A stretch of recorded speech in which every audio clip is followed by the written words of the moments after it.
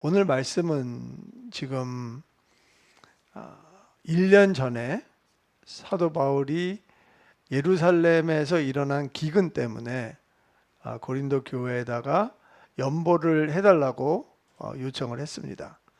그런데 1년 동안 교회에서 분란이 일어났기 때문에 그 연보를 모으는 일이 잘 되지는 않았던 것 같아요. 거기다가 또 일부 고린도 교회 교인들은 사도 바울을 의심했습니다. 두 가지를 놓고 의심을 했는데요. 첫 번째는 사도 바울이 사도가 아니다. 사도는 그래도 예수님과 함께 있었던 사람들이 사도지, 사도 바울은 예수님과 함께 지내지도 않았는데 어떻게 사도가 될 수 있느냐, 이런 의구심을 가지고 있었고요. 또 하나는 그때 당시에는 모든 강연을 하는 스피커들은 돈을 받았어요. 연설을 할 때마다, 강의를 할 때마다 돈을 받았는데 일종의 설교도 이제 강연이나 강의로 들어가니까 왜 사도 바울은 돈을 안 받느냐, 이런 얘기가 있었던 거예요. 그래서 만약에 교회에서 돈을 받지 않으면 이 사람은 다른 데에서 지금 자기 생활비를 충족하는 게 아니냐, 이런 의심을 하기 시작했고요. 그리고 그게 연보하고 연관이 돼 있는 의심을 하기 시작했던 것입니다. 그런 상황에서 사도 바울은 고린도 교회에 연보를 준비하고, 그리고 지금 고린도 교회에 디도와 또 다른 두 형제를 보내서 그 연보를 고린도 교회에서 예루살렘 교회로 옮기는 것에 대해서 지금 통보를 하고 있는 말씀입니다. 아마 그 연보의 액수가 꽤 많았던 것 같아요. 거액의 연보라고 한 거 보면. 그래서 그렇게 중요한 그 연보를 옮기는데 어떻게 동역자들을 구했고, 그리고 그들의 기준이 무엇이었는지, 그런 것들을 함께 살펴보면서 우리가 교회 안에서 어떻게 동역자를 세우고, 그리고 그런 동역자들과 같이 일을 할 것인가에 대해서 함께 나누려고 합니다. 먼저 20절과 21절 보도록 하겠습니다. 이것을 조심함은 우리가 맡은 이 거액의 연보에 대하여 아무도 우리를 비방하지 못하게 하려 함이니, 이는 우리가 주 앞에서뿐 아니라 사람에게서도 선한 일에 조심함이라. 오늘 말씀을 보면요, 사도 바울이 이 연보에 대해서 상당히 조심스럽게 접근하는 것을 저희가 알 수가 있어요. 왜냐하면 헌금, 연보나 헌금이나 제가 같은 내용으로 쓰겠습니다. 사실 의미는 좀 다르지만, 사실 교회 헌금이라는 것은 우리가 믿음으로 주님 앞에 드린 거잖아요. 상당히 귀한 물질이죠. 그런데 이 물질 때문에 무슨 오해가 생기거나 아니면 비방거리가 생긴다면 교회에 덕이 되지 않는 것이기 때문에 그렇습니다. 사실 교회 안에서 일어나는 일들 중에서 이 헌금 관리 때문에 종종 일어나는 일들이 많아요. 제 기억으로는 7, 8년 정도 된 것 같은데, 한 교회에서 그 재정을 맡고 있는 집사님이 거의 75만 불을 횡령한 사건이 있었어요. 그래서 그것 때문에 교계가 좀 떠들썩한 적이 있었습니다. 오늘 말씀을 통해서 저희가 생각해 봐야 될 문제 중에 하나가 뭐냐면, 교회 헌금을 어떻게 관리할 것인가 라는 것도 사실은 이 말씀 안에 포함이 되어 있습니다. 간단하게 말씀드리면 두 가지의 원리를 저희가 볼 수 있어요. 하나는 사도 바울이 고린도 교회에 가서 연보를 직접 가져오지 않았다는 거예요. 그러면 그거를 우리가 어떻게 적용할 수 있는가? 목회자들은 헌금을 손을 대면 안 된다는 거죠. 물론 사람이 없어서 할 수 없이 그렇게 할 수는 있겠죠. 그렇지만 원칙적으로는 목회자들은 재정의 통계나 그리고 상황 정도는 알 수가 있지만, 그거를 계수하거나 집행하거나 이런 일들에는 손을 떼는 게 더 바람직한 거라고 저는 믿습니다. 두 번째는 사도 바울이 직접 가지 않았고, 그리고 디도라는 대표를 통하여서 그 연보를 가져오게 했는데, 디도 외에 다른 두 형제를 같이 보냈다는 거예요. 무슨 소리냐면, 한 명이 재정을 맡아서 할 때는 아무래도 위험 부담이 크고, 그 다음에 비방거리가 될 수 있다는 거죠. 왜냐하면 보통 재정을 맡은 분들은요, 윤리적으로 가치가 높습니다. 윤리성이 되게 높으세요. 그래서 그분을 믿었기 때문에 우리가 그분한테 맡겼지만, 밖에서 볼 때는 또 고운 눈으로 보지 않을 수도 있다는 거예요. 그래서 그분을 보호하기 위해서 항상 2명, 3명 이렇게 재정을 관리를 하도록 한다는 거죠. 그분을 의심한다는 것보다도 그분을 보호해야 되기 때문에 그렇게 하는 것입니다. 사실 오늘은 그 사도 바울이 디도와 함께 2명의 형제를 보내는데 동역자로서 보내요. 근데 말씀드렸다시피 오늘 말씀은 재정에 관한 말씀이지만 재정에 대해서 국한시킬 필요는 없어요. 사실 우리 모두는 다 동역자입니다. 그리스도 안에서. 아멘. 그러면 이 동역자들을 세우는데 사도 바울은 어떤 기준을 가지고 세웠냐는 거죠. 더 넓게 이야기를 하면 우리 삶 속에 나와 평생을 같이 갈 수 있는 친구가 있냐는 거죠. 사실 아내가 친구가 될 수 있고 남편이 친구가 될 수 있습니다. 그런데 어떨 때는 아내한테 다 말 못할 것들이 있어요. 남편한테 다 말 못할 것들이 있다는 거예요. 그러면 그런 일들을 내가 나눌 수 있는 깊은 대화를 할 수 있는 친구가 있냐는 거죠. 그런 의미에서 저희가 한번 오늘 말씀을 같이 봤으면 좋겠습니다. 보통 우리는 세 등분으로 나누는데요. 이거는 차별이 아니라 구별입니다. 첫 번째는 우리가 관계를 맺는데 현관에서 맺는 관계들이 있어요. 여러분, 누가 여러분 집에 초인종을 눌렀어요. 문을 열었더니 어떤 분이 뭘 팔고 있어요. 그러면 우리는 어떻게 그 일을 해결할까요? 우리가 그 물건이 필요 없는데 그냥 현관에서 대화하고 그냥 그분을 보내죠. 그죠?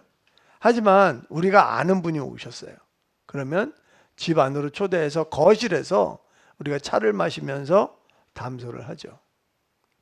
근데 정말 속마음을 가지고 이야기하는 사람들이 오잖아요. 친구가 됐던 가족이 됐던. 그런데 그분들은 어디에 앉죠? 식탁에 앉습니다. 식탁에서 먹으면서 마시면서 우리의 기쁜 이야기, 슬픈 이야기, 가슴 깊이 있는 이야기를 같이 나누는 거죠. 사실 이런 분들이 있다는 게 우리가 지금 잘 살고 있다는 것을 대변한다고 저는 생각해요. 물론 교회 밖에서도 친구가 있고 동역자가 있지만 교회 안에서 그런 일을 할 수 있다면 그것만큼 큰 복이 없다고 저는 믿습니다. 그러면 사도 바울이 이 3명의 동역자들을 고린도 교회에 보낼 때 어떤 기준으로 보냈는지 한번 보도록 하겠습니다. 첫 번째는 이 사람들이 간절히 원했다는 거예요. 간절한 마음을 가지고 사도 바울과 같은 마음을 가지고 있었다는 거예요.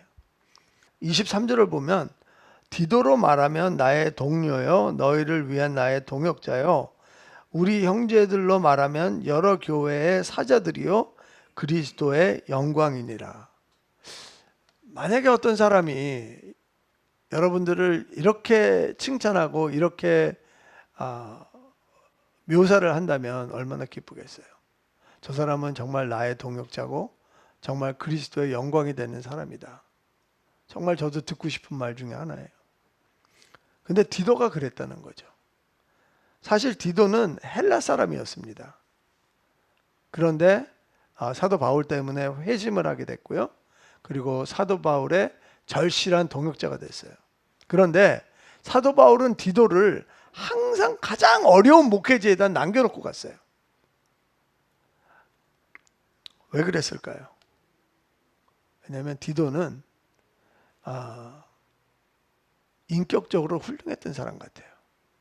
그리고 그 사도 바울이 부탁했던 그 일들을 끝까지 충성스럽게 해냈던 사람 같아요. 여러분, 우리가 무슨 일을 할 때요, 우리의 능력으로 하는 거 하나도 없어요. 우리가 잘해서 하는 거 하나도 없어요. 어차피 능력은 성령님한테 오는 거예요. 아멘. 하지만 우리가 해야 될 일이 있어요. 뭐예요? 맡은 일에 충성하는 거예요. 근데 디도가 그랬던 사람 같아요. 디도는 사실은 고린도 전서는요, 누가 그 편지를 전달했냐면 디모데가 전달을 했어요.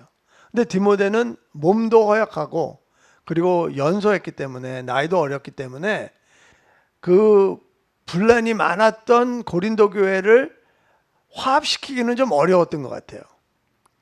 그리고 나서 사도 바울이 고린도 교회를 갔지만 사도 바울도 그때 당시에 너무 문제가 많아서 해결을 못했어요.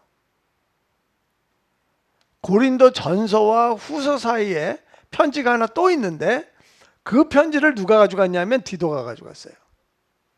그런데 디도가 그 편지를 가져가서 고린도 교회를 평안하게 만들고, 그리고 사도 바울한테 와서 보고를 하는데 이제 많이 회복이 됐습니다. 교회가 회복하고 돌아왔습니다. 이런 보고를 고린도후서 7장에서 하고 있어요.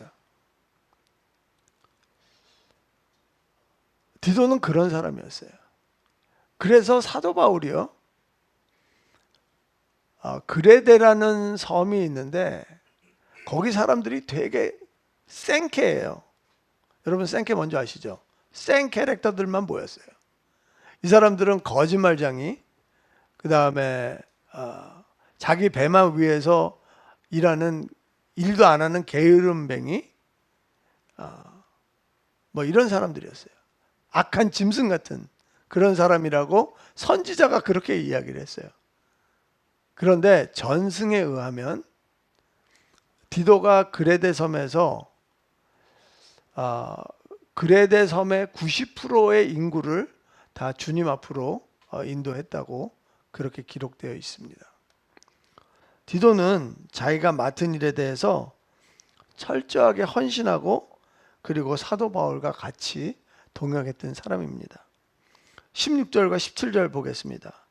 너희를 위하여 같은 간절함을 디도의 마음에도 주시는 하나님께 감사하노니 그가 권함을 받고 더욱 간절함으로 자원하여 너희에게 나아갔고. 사도 바울이 디도한테 이렇게 부탁을 합니다. 이 연보를 옮겨야 되는데 디도 형제님이 좀 해주시면 안 될까요? 근데 디도가 거기에 대해서 흔쾌히 허락을 합니다. 그리고 네, 제가 하겠습니다. 이렇게 적극적으로 나왔다고 오늘 말씀에 기록되어 있습니다. 여러분, 사람이 같은 마음을 갖고 있다는 거예요. 그거 쉽지 않은 거예요. 동상이몽이라는 얘기 들어보셨죠? 같은 자리에 있지만, 같은 자리에서 누워서 자지만 다른 꿈을 꾼다는 거잖아요. 부부가 한 자리에서 자면서도 생각은 다른 생각을 하고 있는 거예요. 우리가 교회는 같은 교회를 다니면서도, 우리가 같은 주님을 섬기면서도 우리는 다른 생각을 하고 살 수 있다는 거예요. 언제 같은 생각을 할 수 있을까요? 성령님께서 우리에게 같은 마음을 부어주실 때 우리는 같은 마음을 가질 수 있는 거예요. 제가 사진 하나 보여드릴게요. 누군지 아세요? 여기 써있네요. 예수님의 12제자예요. 12명의 제자가 있는데요, 이 12명의 제자 중에 두 사람은 절대로 같이 있으면 안 돼요. 같이 있을 수가 없는 사람들이에요. 한번 여러분들 개세해 보실 수 있어요? 한 사람은 마태고요, 한 사람은 베드로 시몬이 아니고, 시몬 베드로가 아니고 그 가룟 유다 옆에 있는 시몬이에요. 이 사람은 마태복음과 마가복음에는 가나나인이라고 되어 있고요. 누가복음에는 셀롯이라고 되어 있어요. 가나나인은 아람어고요. 셀롯은 헬라어예요. 둘 다 열심당원이라는 뜻이에요. 그러니까 시몬은, 다시 얘기하면 시몬이라는 사람은 이스라엘의 독립군 같은 사람이에요. 로마 제국에서부터 해방하기를 원했던 사람이에요. 그래서 이 사람들은 항상 단검을 품에 품고 다녔어요. 그래서 로마의 중요한 사람들이나 아니면 로마를 위해서 일하는 사람들을 암살할 수 있는 기회가 있으면 사람을 죽이고 이런 사람들이었어요. 근데 마태는 누구예요? 세리였어요. 다시 이야기하면 로마의 앞잡이였어요. 한번 생각해 보세요. 예수님과 3년 반을 같이 있었는데 어떻게 운이 나쁘게 마태가 시몬 옆에서 자게 된 거예요. 시몬이 이렇게 조금만 움직이면 마태가 깜짝깜짝 놀라지 않았겠어요? 오금이 저려갖고 다리를 피고 잘 수 있겠어요? 이런 사람이요, 마가의 다락방에서 성령 세례를 받았어요. 그리고 베드로가 설교를 하려고 섰을 때 11명이 다 같이 일어나요. 왜요? 다른 사도들이 베드로가 대표성을 가지고 설교를 하지만 우리는 베드로와 같은 마음이다, 이거를 보여주고 있는 거예요. 제자들이 어떤 사람이었어요? 어떻게 해서든지 예수님 옆자리에 먼저 앉으려고 그랬던 사람이고요. 그리고 어떻게 하면 그 돈 괴짝에서 헌금을 훔쳐낼 수 있을까, 이런 생각했고요. 그리고 예수님이 죽으셔야 된다고 했더니 어떻게 해서든지 마음을 바꿔보려고 그랬던 사람 아니에요? 그런데 이 사람들이 성령이 부어지니까, 성령이 함께 하시니까 같은 마음을 갖게 된다는 거예요. 저는 그 아틀란타에 있는 노스 포인트라는 교회를 자주 이렇게 탐방한 적이 있어요. 근데 그 앤디 스탠리 목사님이 거기 그 교회의 담임 목사님이신데, 그분이 가지고 있는 교회에 대한 비전이 있었어요. 근데 그 비전을 모든 교인이 다 공유하고 있더라는 거예요. 그 교회가 가야 될 방향, 그 교회가 하고자 하는 일들을 모든 교인들이 다 알고 있더라는 거예요. 저는 너무 놀랐어요. 야, 이게 교회에서도 이게 가능하구나. 그 교회가 몇만 명이 모이는 교회거든요. 여러분, 비전을 공유한다는 것은요, 같은 마음을 가지고 있다는 거예요. 그렇지 않습니까? 같은 마음을 갖고 있잖아요. 그러면 또 일어나는 현상이 있어요. 그 현상이 뭐냐면 자원하는 마음이에요. 내가 스스로 하겠다는 마음이에요. 교회는요, 누가 시켜서 돌아가는 단체가 아니에요. 교회는 내가 스스로 자원하기 때문에 교회가 돌아가는 거예요. 아멘. 물론 여러분들이 주님이 머리가 되시기 때문에 그렇습니다. 네, 맞습니다. 그렇지만 주님이 머리시고 우리가 팔, 다리기 때문에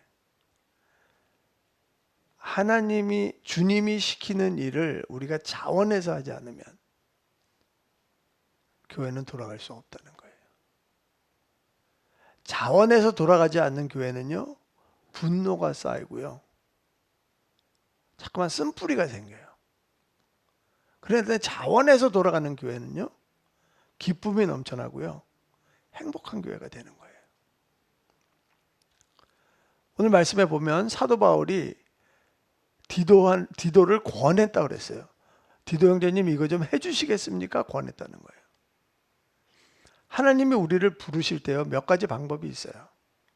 제가 여러 번 말씀드렸는데, 하나는 우리한테 필요를 보이게 하는 거예요. 우리가 다른 사람은 그 필요를 못 봐요. 근데 나만 보여요. 그러면 그거는 하나님이 가서 하라는 거예요. 또 하나는 뭐를 하려고 그러는데 나는 하기 싫어요. 그런데 자꾸만 가슴이 뛰어. 기도를 하는데 자꾸만 하나님이 쿡쿡 찌르는 것 같아. 나는 다른 사람이 하겠지. 나는 가만히 있으면 그냥 넘어갈 거야. 그런데 자꾸만 마음이 불편해요. 그게 뭐예요? 하나님이 부르신다는 거예요. 또 하나가 있는데 바로 다른 사람이 권할 때. 나는 전혀 그거 할 생각이 없었어요. 그런데 누군가 와서 이거 좀 해주시겠어요? 이걸 하시면 어떨까요? 이렇게 물어봤을 때 그거를 공유하는 거예요.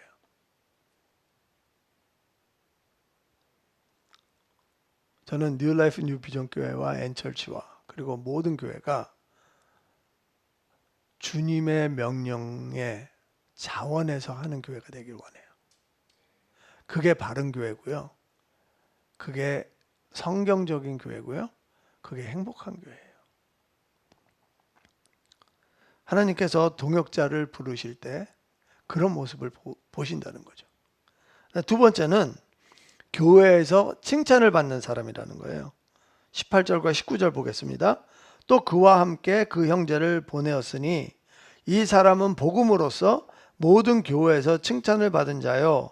이뿐 아니라 그는 동일한 주의 영광과 우리의 원을 나타내기 위하여 여러 교회의 택함을 받아 우리가 맡은 은혜의 일로 우리와 동행하는 자라.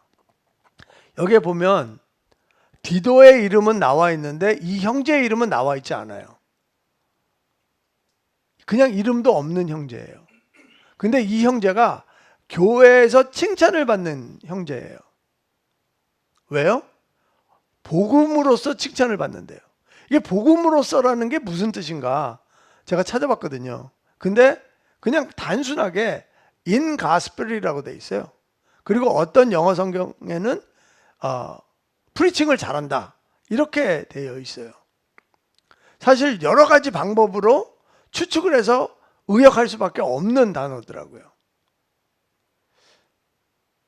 복음 안에서 살기 때문에 교회에서 칭찬을 받는다.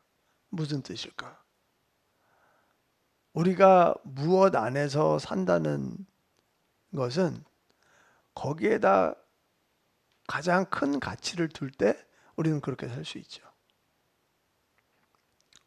저는 이 형제를 묵상하면서요, 한국의 초대교회에 조덕삼 장로님이 생각이 났어요. 금산교회인데 교회도 있어요. 지금도 있다 그래요, 이 교회가. 원래는 이제 그 전주 지역에서 데이트라는 선교사님이 그 지역을 선교를 하시는데 금산 쪽에 이렇게 선교를 하러 오셨대요.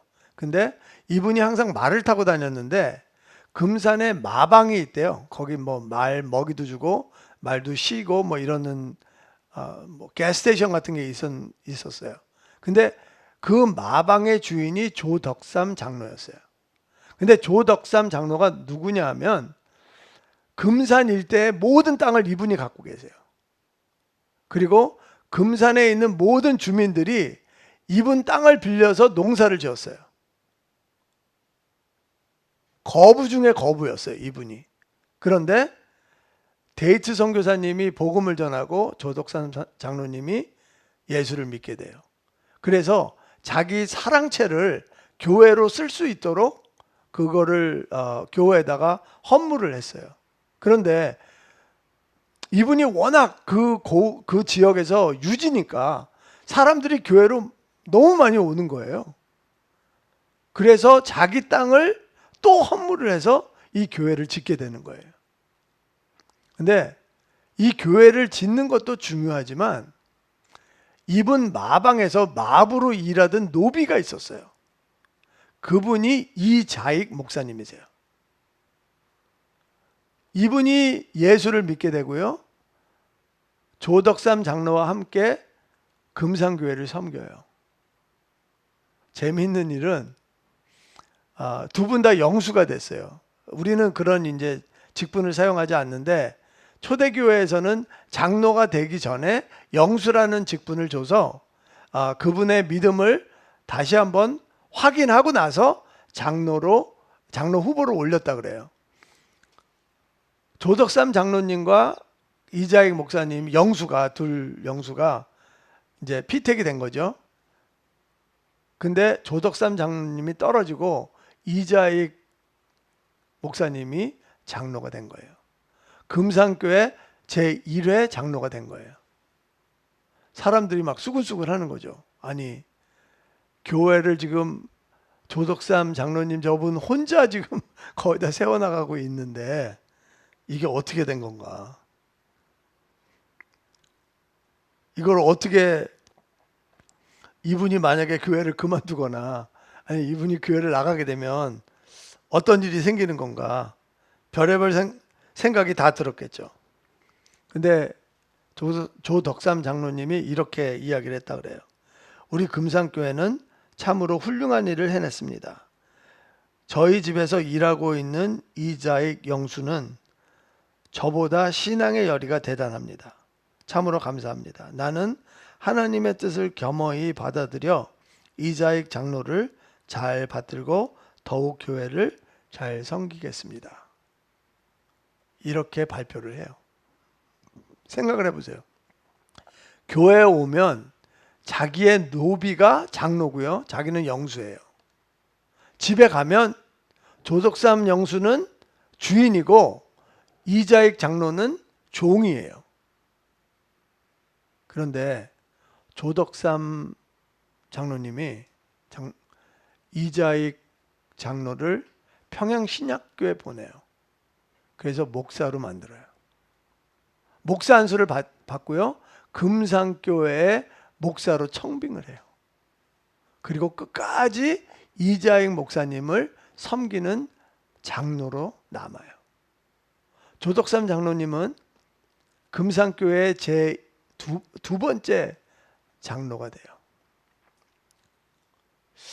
복음을 위해서 산다는 게 뭔가? 옛날에 정말 저런 분들이 계셨기 때문에 우리 한국교회가 이렇게 아름답게 훌륭하게 은혜롭게 계속 이어져 내려온 게 아닌가 이런 생각이 들어요. 저런 분 얘기를 들으면요 제가 너무 조그매지는 거예요. 옛날에는 저런 분들이 있어서 주님을 그렇게 사랑하고 그 동역을 하시는데 끝까지 충성하시는데 우리는 너무 그렇지 않는 것 같은 생각이 드는 거예요. 이게 바로 저분의 모습이야말로 바로 복음으로서 교회에서 칭찬받는 사람의 모습이 아닌가 생각을 한번 해봤어요. 세 번째는 여러 시험을 통해 믿음이 검증된 사람이라는 거예요. 22절 말씀인데요.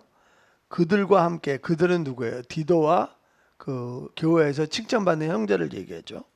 그리고 함께 우리의 한 형제를 보내었노니 우리는 그가 여러 가지 일에 간절한 것을 여러 번 확인하였거니와 이제 그가 너희를 크게 믿음으로 더욱 간절하니라. 사도 바울이 세 번째 사람을 선택했는데 이 사람은 여러 가지 시험을 통하여서 검증을 했다는 거예요. 검증이라는 것은요, 이 사람을 어려움에 처하기 위해서 아니면 믿지 못해서가 아니라 모든 사람들한테 이 사람은 확인된 사람이다, 검증된 사람이다, 이거를 보여주기 위해서 하는 거예요. 근데 이 일을요, 사도 바울 혼자 하지 않았다는 거예요. 여기 말씀해 보면 우리의 한 형제를 보내었노니 우리는 그가 여러 가지 일에 간절한 것을, 그러니까 사도 바울 외에 다른 사람들이 같이 이 사람을 선택했다는 거예요. 여러분, 예수님은 죄도 없으세요. 그런데 왜 세례를 받으셨어요? 예수님이 세례 받으실 이유가 없어요. 맞습니까? 그리고 침례 요한도 예수님이 요단강으로 나오셨을 때 자기 침례를 줄 수 없다고 그랬어요. 근데 예수님은 침례를 받으셨어요. 왜요? 하나님 앞에 순종하는 것을 검증받기 위해서. 예수님이 왜 광야에 나가서 마귀한테 3번이나 시험을 받으셨어요? 예수님이 메시아로서 우리를 구원해 줄 수 있다는 것을 확인시켜 주기 위해서. 하나님이 왜 아브라함한테 이삭을 바치라 그랬어요? 믿음의 아버지라는 것을 확인시켜 주기 위해서. 하나님은 계속해서 검증하고 그 검증을 통해서 우리한테 믿을 만한 거라는 것을 확신시켜 주고 계시다는 거예요. 오늘 이 형제가 그렇다는 거예요.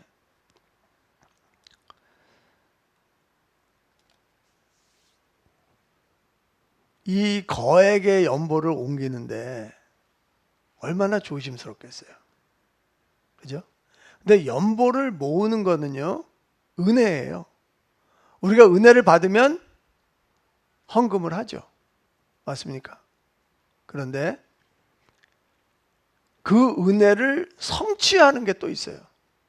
근데 성취하는 것은, 은혜는 기쁨이고요, 은혜는 공짜고요, 은혜는 선물이에요. 그런데 그 은혜를 성취하기 위해서는 우리의 노력이 필요하고요, 우리의 대가가 필요하고요, 우리의 헌신이 필요해요. 조심스럽게 은혜를 성취해 나가야 되는 거예요. 우리는 그냥 은혜만 받았다고 생각을 하는데, 은혜만 받으면 반만 받은 거예요. 은혜를 받고 그 은혜를 성취를 해야 되는데, 그 성취를 해 나가는 사람들이 바로 이런 동역자가 있어야 된다는 거예요. 어떤 한 선교단체에서 선교사를 뽑기로 결정을 했어요. 광고를 했는데 많은 청년들이 지원을 했습니다. 그런데 어떤 청년한테 이제 연락이 간 거예요. 우리가 형제님을 면접을 하기를 원합니다. 형제님이 선교단체 사무실로 새벽 5시까지 오시면 우리가 면접을 하겠습니다. 이 형제는 이제 기쁜 마음으로 5시에 그 선교단체 사무실에 갔는데 눈이 너무나 많이 오는 거예요. 그래서 선교단체 사무실에 들어가려고 그랬더니 문이 잠겨 있는 거예요. 밖에서 3시간을 기다렸어요. 3시간이 지났는데 어떤 노인이 사무실 안에서 나오는 거예요. 3시간 동안 그 안에 있었던 거예요, 그분이. 근데 그분이 뭐 미안하다는 소리도 안 하고 면접하러 왔냐고 들어오라고. 그러더니 너무 황당한 질문을 하시는 거예요. 자네 혹시 글 쓸 줄 아나? 물어보더라는 거예요. 네, 쓸 줄 아는데요. 그러면 한번 보이라고 한번 써보게. 그래서 이 형제가 보이라고 이렇게 썼어요. 그랬더니 자네 혹시 산수할 줄 아나? 네, 할 수 있습니다. 그랬더니 그러면 2 더하기 2가 뭔가? 4인데요. 그래. 돌아가게. 보낸 거예요. 그리고 이 노인이 면접관이었는데 이분이 이 형제에 대해서 보고서를 선교단체에 올리는 거예요. 이 형제는 선교사로서 적당하기 때문에 합격합니다. 이렇게 보고서를 올린 거예요. 근데 그 이유가 이렇게 써 있었어요. 새벽 5시에 온 것을 보면 잠을 이길 수 있는 부지런한 형제입니다. 제 시간에 도착한 것을 보면 시간관념이 철저한 형제입니다. 일부러 밖에 3시간을 기다리게 했는데 불편 없이 기다린 것을 보니 인내가 많은 청년입니다. 유치한 질문을 했는데도 거만하게 행동하지 않고 진지하게 대답하는 것을 보니 온유하고 겸손한 청년입니다. 그래서 이 청년은 선교사로 파송하기에 합당한 청년입니다. 이렇게 보고서를 썼다는 거예요.